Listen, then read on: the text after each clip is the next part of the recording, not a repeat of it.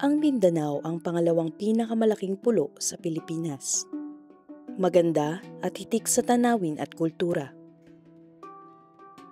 Mula sa matataas na kabundukan tulad ng Mount Apo hanggang sa mga anyong tubig na lumiligid dito, nagpapakita ng malaking potensyal ng rehiyon sa iba't ibang larangan.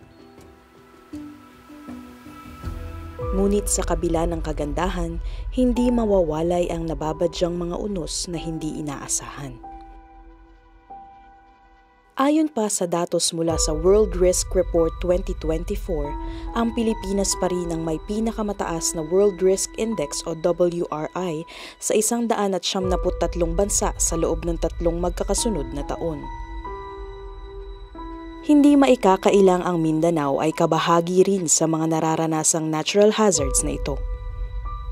Mula sa bagyong Sendong ng taong 2011, El Nino mula 2015 to 2016, mga lindol noong taong 2019, matinding pag-ulan nitong 2022, at mga pagbaha at pagguho ng lupa nitong unang bahagi ng 2024. Gayunpaman, nananatiling matatag ang Mindanao.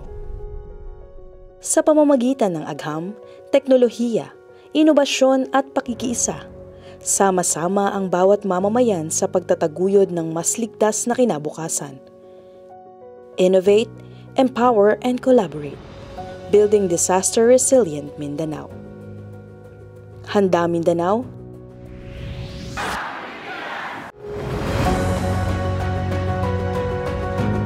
Naniniwala ako na kung tayo ay magtulungan sa inobasyon, magpalakas sa kahandaan at magkaisa, kaya nating harapin ang anumang hamon at maging mas handa sa hinaharap.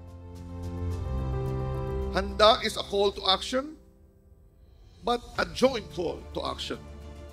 To all the Filipino people to recognize the significance of science, technology, and innovation, and to take prevention and mitigation measures a priority.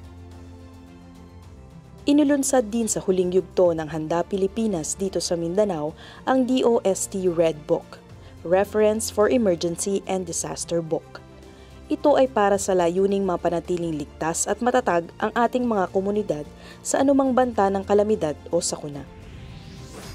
Isang patunay na sa tulong ng agham, teknolohiya at inobasyon makakamit ang matatag, maginhawa at panatag na kinabukasan. Innovate, empower, and collaborate, building disaster-resilient Mindanao. Ikaw, handa ka na ba?